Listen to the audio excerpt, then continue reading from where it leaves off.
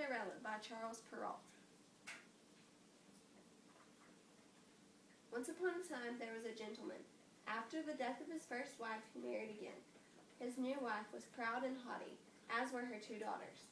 His own daughter, however, was exceptionally gentle and kind. All too soon after the wedding, the stepmother revealed her true nature. She couldn't stand the kindness of her husband's daughter, nor could her two daughters.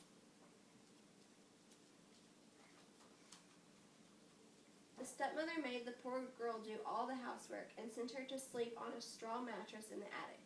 When she finished her work, she would sit in the corner next to the fireplace, among the ashes and cinders.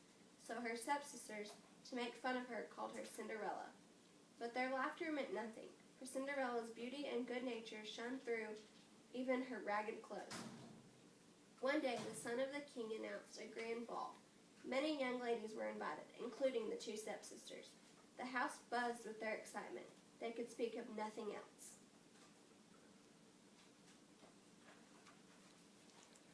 I, said the older daughter, will wear my red velvet dress and my lace collar. I, said the younger daughter, will wear my regular skirt, but with my gown of golden flowers over it and my diamond barrette. Cinderella had to work even harder than usual.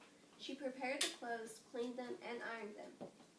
As kind as always, she advised her two sisters about their dresses and offered to do their hair. The two mean girls accepted her offer and teased her. Cinderella, would you like to go to the ball? Oh, I can't, the young girl answered. You're right. Everyone would laugh at a Cinderella at a ball. Anyone but Cinderella would have messed up their hair after hearing that, but Cinderella did their hair perfectly. The night of the ball finally arrived, and the two sisters left in the highest spirits. When they were gone, Cinderella began to cry. You would like to go to the ball, wouldn't you? Asked a voice. With those words, her godmother, who was a fairy, appeared before her. Oh, yes, sighed Cinderella through her tears. Well, then you will go, I promise. Run to the garden and bring me a pumpkin. Cinderella picked the most beautiful pumpkin she could find. Her fairy godmother hollowed it out and struck it with her wand.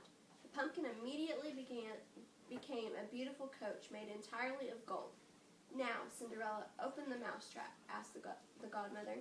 Cinderella obeyed, and with a wave of the wand, each mouse that scurried out was transformed into a dappled gray horse. And so the carriage had a magnificent team of horses to pull it. Then, with two more waves of the wand, the fairy godmother transformed a rat into a stout coach driver with a superb mustache and 6 lizards into footmen dressed in bright colors.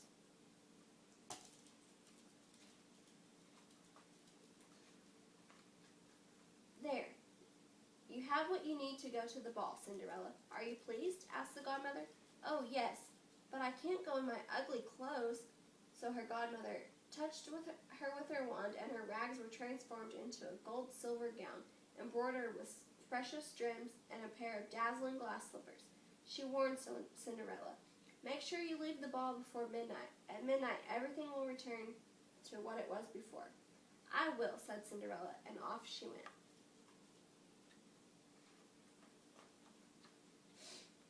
When she reached the castle, the king's son hurried to welcome her. He had been told that a great but unknown princess had just arrived. He took her by the hand and brought her to the ballroom. The room fell silent. Everyone stopped dancing, and the violins stopped playing. All eyes were on the stranger who had just entered. A murmur filled the room. Oh, how beautiful she is, could be heard everywhere. The king's son asked her to dance.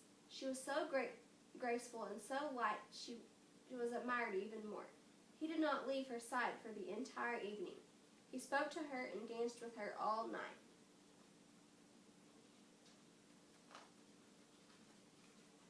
Cinderella, charmed by his words, forgot everything. She even forgot what her godmother had told her. Even when she heard the first stroke of midnight, she remember. She leapt up and rushed out at once. Cinderella reached home completely out of breath, without a coach or footman, and wearing her usual ugly clothes. When her two sisters returned from the ball, they told her, Tonight a magnificent princess came to the ball. At midnight she ran out so quickly that she lost one of her small glass slippers. The king's son picked it up and gazed at it for the rest of the night. He must be in love with this princess. What the two stepsisters said was the truth, for a few days later the son of the king announced that he would marry the woman whose foot fit in the slipper. First, all the ladies of the court tried it on, but in vain. Then it was sent through the kingdom. The two sisters did everything they could to fit a foot into the glass slipper. They did not succeed. "Let's see if it fits me," Cinderella said suddenly. The sisters began to laugh and tease her. But the gentleman who brought the slipper thought Cinderella was very beautiful. "I have been instructed to have all the young women of the land try on the slipper. Miss," he said to Cinderella, "please sit down and see if it fits you." Cinderella sat down. Without any difficulty put the slipper on her foot. The two sisters were stunned, and even more so when Cinderella took the slipper out of her pocket. On top of everything, the fairy godmother returned, and with a stroke of the wand transformed Cinderella's cloak. "Oh, the princess from the ball!" the two sisters cried. forgive us for all the bad things we did to you," and they threw themselves at her feet. Cinderella forgave them. Then she said she went to meet the king's son, who found her even more beautiful than he remembered. They were married a few days later. And Cinderella, as good as she was beautiful, invited her two sisters to live in the castle and married them off to two of the lords at the court.